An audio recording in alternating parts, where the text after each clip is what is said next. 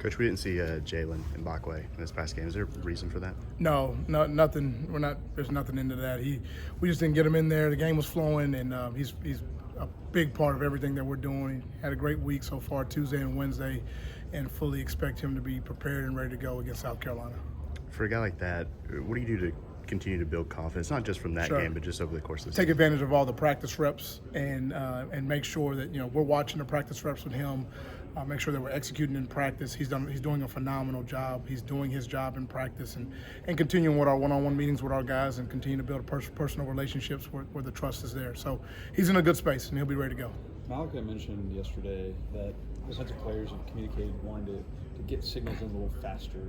I guess what have those discussions been like, and what are you guys trying to change in that regard? Love Malachi, the work that he puts in every single week. His heart is into Alabama more than anybody I've ever been around, and we're going to do everything we can to put our players in the best position to be successful and continue to learn and grow from this past game and all the games that we've had. So. That's maybe is a hot topic and a hot discussion about things, but we're trying to find every single way we can to continue to improve and grow and get better, and those are one of the things we'll continue to improve, an area we'll continue to improve in. So what are some of the coaching points this week to the defense? Well, I think when you look at what plays great defense, what are the things that you're looking for? You're talking about number one, the mindset, the attitude, the intensity, the on-the-field effort. That's a shared responsibility from everybody, coaches and players. You definitely want to stop the run always. This is a dynamic quarterback like last week that can run around. They got athletic guys on the outside, so we want to make sure that we stop the run. We want to make sure we're plugging gaps. We want to make sure that we can create negatives. We want to set great edges to the defense. Also, the vertical passing game. Although the outside receivers maybe don't have all the numbers and the targets, they're athletic, and the quarterback has the ability to push the ball down the field. They did it against LSU. They did it this past week. So we respect the vertical throw game that they have. We want to challenge the intermediate throw game. And I think situational football is another big area. We've been statistically a really a solid group on third down. That was not the case last week. A big area emphasis for us this week. Play situational football, third down, getting off the stops, getting off the field, respecting the sticks, and then red zone defense. Forcing kicks in the red zone, making sure that they're not scoring touchdowns in the red zone if they get down there when they get down there, and play really sound red zone defense. So the plan is in place, and we know what we have to do to go out and get after South Carolina, and we got to go out there and do our job.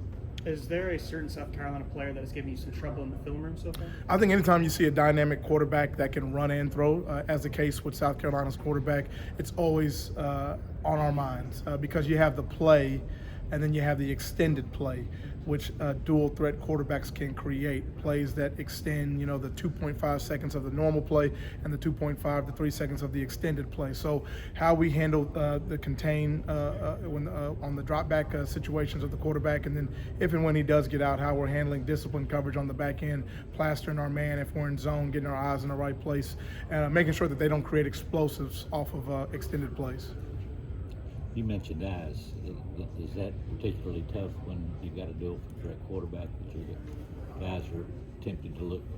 Yeah, it's just discipline to do our job. We got to be disciplined with how we teach it, how we install it.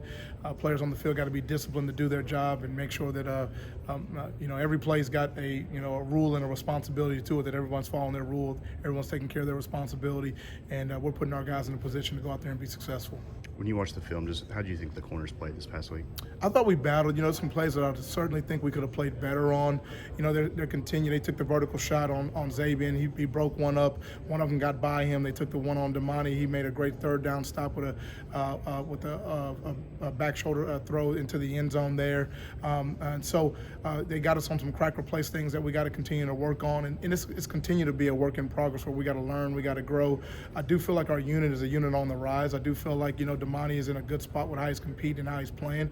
We can always get better. We're always being extremely critical. And I think the relationships and the trust that we have do allow us to have truthful and honest and real conversations where they know that, hey, if we're giving you something, if we're critiquing you on something, we are doing it in the best interest of you being the best possible man, player, and student that you can be. So the energy is right. And anytime you go through a difficult situation, you get an opportunity to learn and grow from it. And I think that's what our opportunity is this week, to go out there and put our best foot forward, put our best football on display. Don't think we did that. I absolutely did not do that last week. And then so we get another opportunity to showcase that this week.